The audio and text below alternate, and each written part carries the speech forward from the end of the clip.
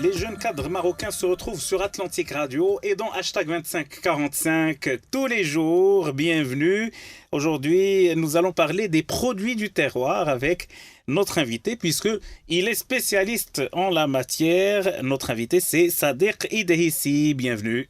Merci. Vous êtes directeur général de PCM Consulting et vous êtes agroéconomiste, diplômé de l'ENA de Meknès, donc l'École nationale d'agriculture. Et donc, vous avez évolué dans le domaine agricole depuis 1998 jusqu'à nos jours. Avant de créer vos structures, vous avez démarré en tant que consultant. Vous avez piloté pas mal de projets. Alors, racontez-nous vos débuts dans le domaine agricole. Merci, M. Hafid El-Jay. Merci pour l'invitation d'Atlantic Radio. Effectivement, après l'obtention de mon diplôme d'ingénieur agroéconomiste de l'ENA de Meknès, j'ai intégré le premier poste en tant qu'animateur chargé de projet. Oui. Dans un programme, je dirais, de PNUD et le ministère de l'Agriculture. Et j'avais une mission d'appui, de proximité aux associations coopératives pour développer, formuler leurs projets. Donc ça, c'était ma première expérience. Après, c'était dans la zone, je dirais, de Tsaza et Boulmen. Oui. Après, j'ai démissionné pour partir sur un nouveau projet, qui est un projet d'eau potable, mais cette fois-ci avec l'UCD et en partenariat avec le ministère de l'Équipement dans la région de Tiznit. C'est là où j'ai assumé la mission de chef de projet de 2000 à 2003. Et là, vous allez tomber amoureux de la région de Sousse puisque vous allez piloter un autre projet, cette fois-ci autour de l'arganier, cet arbre ancestral spécifique à la terre marocaine, en collaboration avec l'Union européenne et l'ADS, l'Agence de développement social. Parlez-nous de ce projet. Effectivement, en 2003, j'ai intégré le projet Arganier, qui était mené en partenariat entre l'ADS et l'Union européenne, qui était un projet d'appui à la promotion et au développement de la femme rurale, à travers la mise en place de coopératives d'arganes. Et on a, dans un premier lieu, on a appuyé la création et la mise à niveau des coopératives. Et dans un deuxième temps, il y avait un travail de mise en réseau, de créer des structures fédératrices pour les coopératives, et on les a appuyées à s'organiser en groupement d'intérêt économique ou en union de coopératives d'arganes. Bien évidemment, ces structures avaient comme objectif, c'est d'appuyer ces coopératives, de les doter d'un mécanisme d'accès au marché, de leur permettre de gagner plus de valeur ajoutée et, je dirais, à aller plus vers le marché. Alors, on remarque justement à travers ces projets qu'il y a effectivement une relation étroite entre le domaine agricole et l'amélioration du vécu des populations dans le rural. Effectivement, en tant qu'agroéconomiste, qu'est-ce que vous pouvez nous dire sur cette nouvelle approche de l'agriculture solidaire, de l'économie sociale et solidaire, etc. Je pense qu'il y a, à mon avis, il y a un point que j'estime très important. Au terme de stratégie, le ministère de l'Agriculture a toujours travaillé au terme de démarches d'offres, d'offres de développement. Et je pense qu'à partir, au moment de lancement de Plan Maroc Vert, il y avait une réflexion effectivement d'aller aussi, en plus de l'offre en développement, de travailler un petit peu sur la demande. On sait bien qu'au niveau rural, maintenant il y a quand même une population qui est différente aux années 50, 60 et même 90. Maintenant, il y a des jeunes qui reviennent au village, instruits avec des diplômes et qui sont à la recherche d'emploi. Je pense qu'il est temps de réfléchir sur une offre qui vise cette catégorie de jeunes instruits et je pense que le créneau, je dirais, de développement ou de produits de terroir peut être une opportunité pour créer effectivement de petites et moyennes entreprises autour de la valorisation et du développement des produits de terroir. Alors, une décennie après avoir démarré dans le monde professionnel, vous décidez de créer votre première entreprise, PCM Consulting à Rabat. Pourquoi ce choix 10 ans après avoir démarré ? C'est le temps, à mon avis, d'abord de me former. Oui. Ça, c'est important sur le terrain, de gérer des projets, de développer mon réseau aussi, et aussi de développer ma capacité à s'installer et à gérer les équipes. Donc en 2008, vous créez PCM Consulting. En quoi se spécialise l'entreprise? C'est une entreprise qui, au départ, a cherché de se positionner sur une niche qui était peu connue au Maroc. Oui. C'est la niche des produits de terroir. Et on s'est dit, effectivement, par rapport à l'offre en conseil agricole qui existe aujourd'hui au Maroc, il est impossible de se faire une place. Vu la nature ou la structure de marché, tu as des grandes entreprises qui sont adossées soit à l'État, soit aux multinationales, et tu as à la limite de petites, à la limite de l'informel, des freelances. Oui. Et on s'est dit, nous, pour se positionner, on va travailler sur une niche parce qu'on n'a pas les moyens des grands. On ne va pas rester flanc formel. J'ai suffisamment travaillé en tant que freelance. Maintenant, quel est notre positionnement stratégique? Et on a choisi cette cible, cette niche, effectivement, de travailler sur les produits de terroir. Et après, il y a eu cette vague produits du terroir et tout le monde s'est lancé. Effectivement, après, tout le monde, je dirais pas que c'est devenu à la mode, mais c'est devenu un besoin réel et une opportunité réelle de développement, je dirais, du monde rural, mais aussi de création d'emplois, mais aussi un retour. Parce qu'il y a tellement, il y a de potentiel au Maroc qui n'est pas valorisé et qu'effectivement, il est temps de le valoriser, de le mettre en valeur. Alors aujourd'hui, c'est un créneau porteur. En 2010, c'est-à-dire 2 années après avoir créé PCM Consulting, vous créez une autre entité, PCM Communication. Pourquoi cette orientation vers la communication? C'est un choix qui vient compléter un peu notre offre. Au départ, PCM Consulting, c'est plutôt des ingénieurs agronomes qui travaillent, je dirais d'une manière simple, travaillent dans l'appui à la production. Technique, un travail technique, mais surtout orienté extension de l'offre. Et on s'est dit, bon, tout le monde produit, mais le plus important, c'est de vendre. C'est clair. Et on s'est dit, comment peut-on développer notre offre de services à d'autres, je dirais, créneaux, à d'autres chaînes de maillons de valeur et d'accompagner des producteurs, notamment les petits producteurs, à intégrer le marché. Et c'était l'idée, effectivement, de créer une agence un peu spéciale, comme le positionnement de PCM Consulting, orientée dans la niche des produits terroirs, mais plutôt orientée packaging et promotion. Aujourd'hui, ça marche bien? Mais écoutez, ça marche, je dirais, très bien.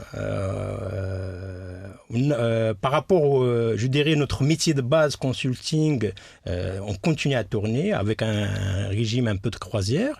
Communication, on est en train de se faire une place.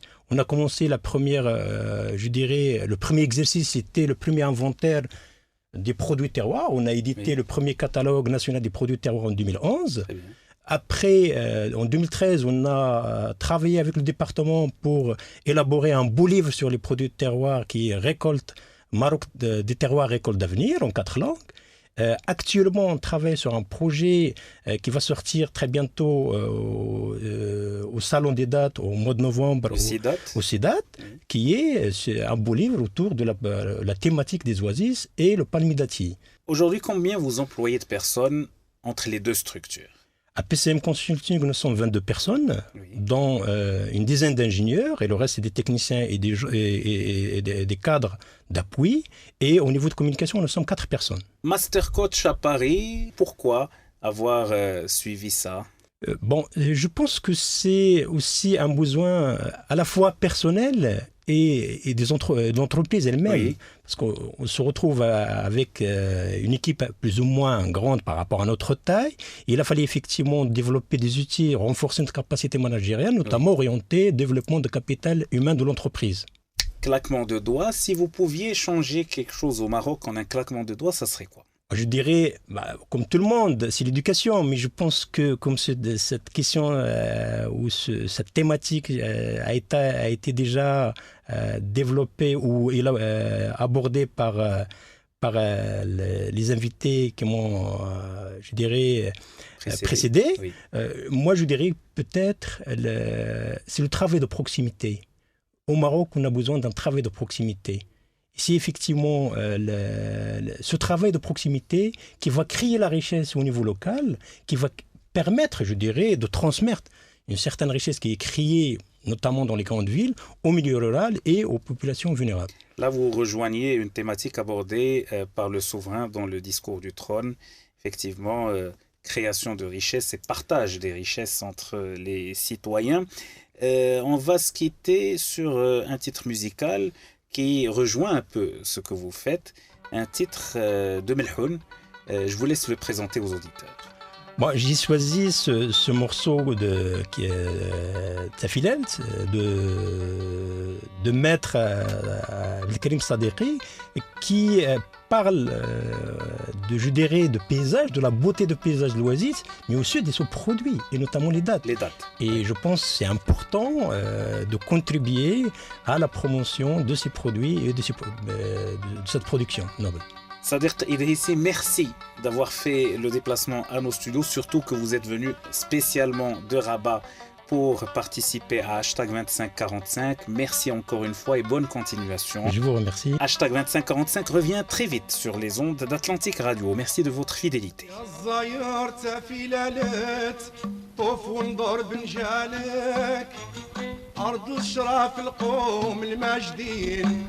من نسبة طه يا الصغير تفيلة طوف وانضرب الجلال أرض شراف القوم الماجدين من نسبة طه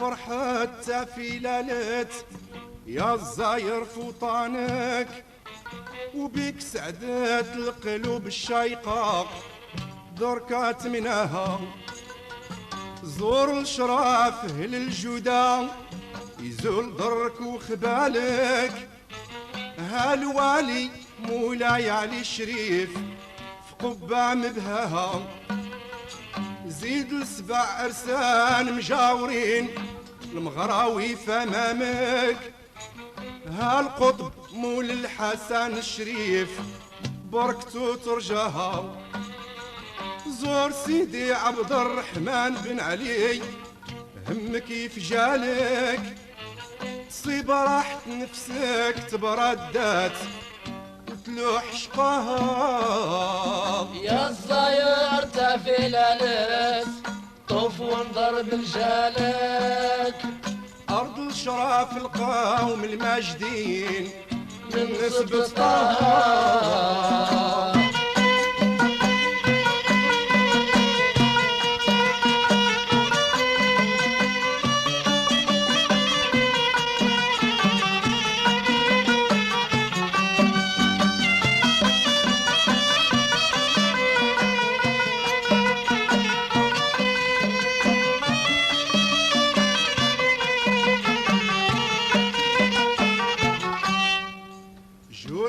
نواحي صفاح جاك وتزول هوالك شوف المياه العذباك جرات الكريم عطاها انفجرت العين في السما بين الكدات نبالك سيدنا مولاي الحسن عين العاطي سماها كيف داروت بيها العيون شوف يمنك وشمالك خير ربي باقي موجود في أرضنا يا زايرها بعد كانت جدباء أحلى جاد الجليل المالك كرمنا وعطانا الحميدة روينا من ماها يا الصاير تفيلالت طوف وانضرب رجالك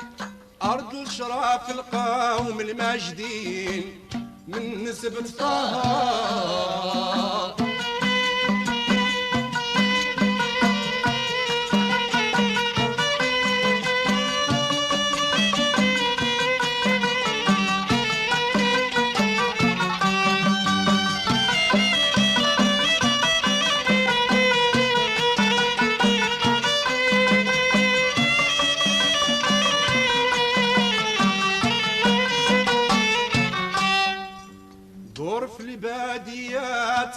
قشور تنظر بعيانك، المياه عمتهم جميع راه الكريم سقاها.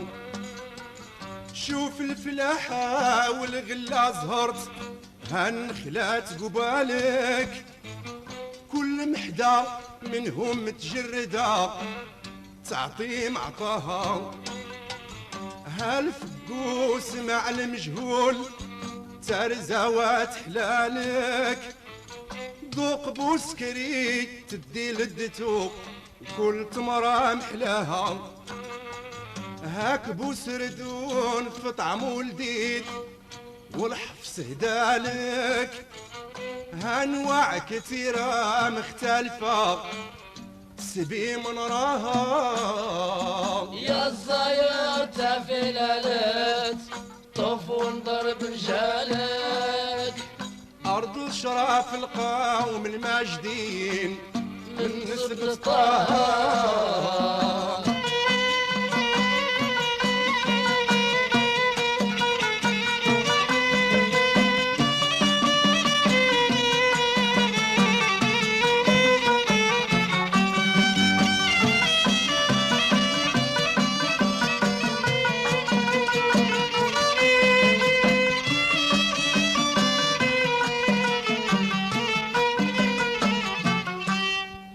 شوف البساتين وعراسي زهات فرحة بقدامك، شوف الشجار طلقات دواحها زهوة ونزاها، شوف الطيار تنشد على الدواح تيقظ فكارك.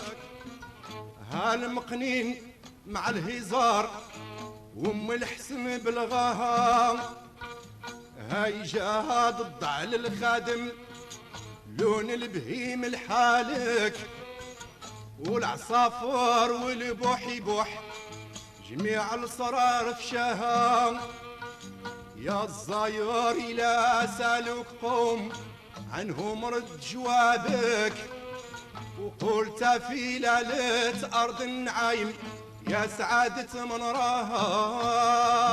يا الزاير تفلالت طف ونضرب رجالك، أرض الشرف القوم الماجدين من نسبة طه.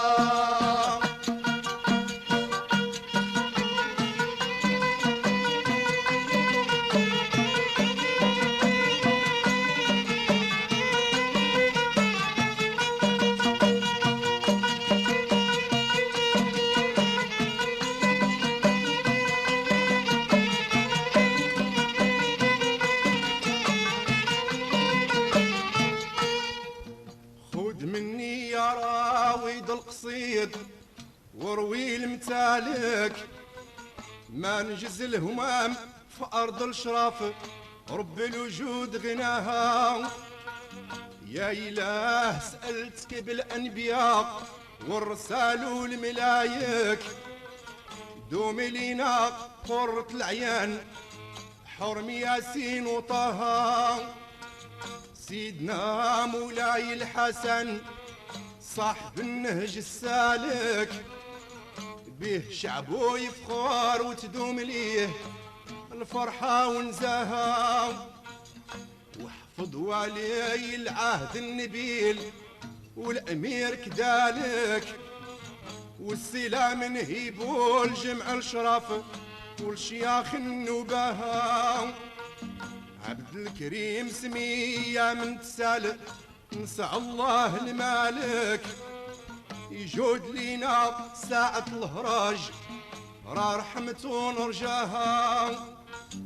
والصلاة والسلام على النبي شافي عبادك، سيدنا محمد الحبيب را شفع مولاها.